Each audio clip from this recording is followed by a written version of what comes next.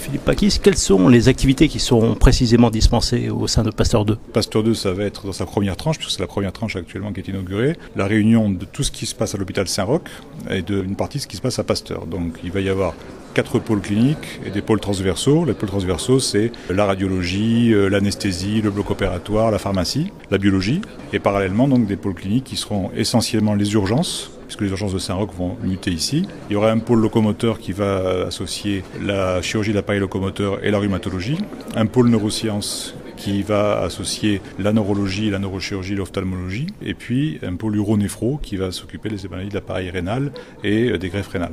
Donc ça, c'est l'ensemble des pôles cliniques de la première tranche. Et dans la deuxième tranche, il y aura un autre pôle qui sera un pôle cardiovasculaire thoracique, mais qui sera construit dans quelques années.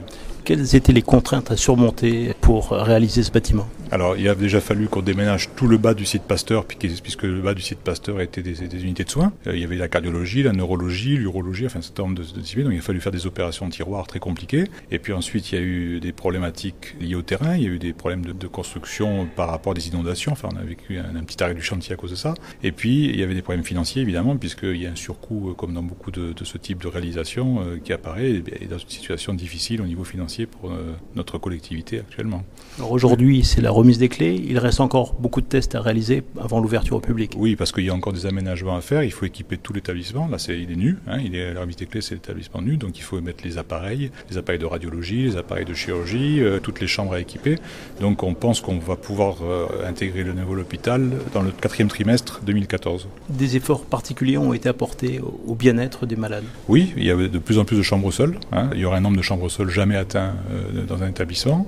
On aura des matériels ultra modernes dans le bloc opératoire et pour la radiologie et pour le diagnostic. Et on va essayer au niveau des urgences d'augmenter la capacité, de faire en sorte d'améliorer au mieux la prise en charge des urgences de Nice. Pour le personnel, ça change la vie de travailler dans un bâtiment neuf? Alors pour le personnel, ça change la vie pour les conditions de travail qui sont meilleures que ce qu'elles sont aujourd'hui à l'hôpital Saint-Roch à Pasteur. Par contre, évidemment, le changement est toujours quelque chose qui est un petit peu anxiogène. Donc il faut bien sûr accompagner les équipes pour qu'elles s'approprient ce bâtiment et qu'elles puissent travailler dans des bonnes conditions.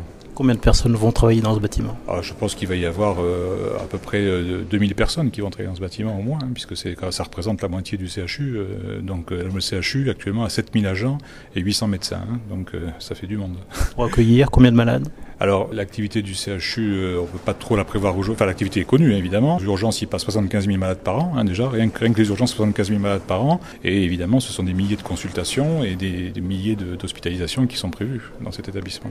Avec ce nouveau bâtiment, Nice a vraiment l'outil du 21e siècle? Oui, on peut dire ça parce que tout a été conçu sous un mode avec des plateaux techniques qui sont extrêmement organisés, avec des filières qui sont les plus organisées possibles pour que les patients n'attendent pas, pour que tout soit pris en charge, que tout le monde soit pris en charge le mieux possible. Bon, évidemment, après, on verra dans la pratique si tous nos plans se réalisent.